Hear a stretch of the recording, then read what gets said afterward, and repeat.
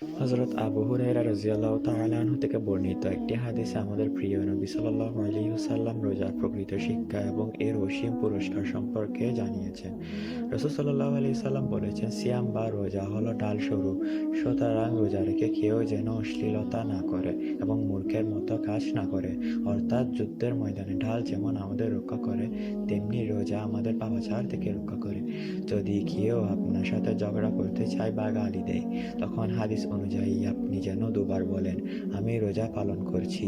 আল্লাহর শপথ করে নবীজি সাল্লাল্লাহু আলাইহি ওয়াসাল্লাম আরও বলেছেন যে, অবশ্যই সওম পালনকারীর মুখের গন্ধ আল্লাহর নিকট মিশকের সুগন্ধির চেয়েও উৎকৃষ্ট, কারণ সে আল্লাহর সন্তুষ্টির জন্য নিজের আহার পান ও কামাচার ত্যাগ করেছে। সিয়াম শুধুই আমার জন্য, তাই এর পুরস্কার আমি নিজেই দান করব, আর প্রত্যেক নেক কাজের বিনিময় 10 গুণ বাড়িয়ে দেওয়া হবে। আসুন আমরা শুধু না খেয়ে নয়, বরং আচরণ ও জিহ্বাকে সংযত রাখার মাধ্যমে রোজার সিয়াম পালন করি। আমিন।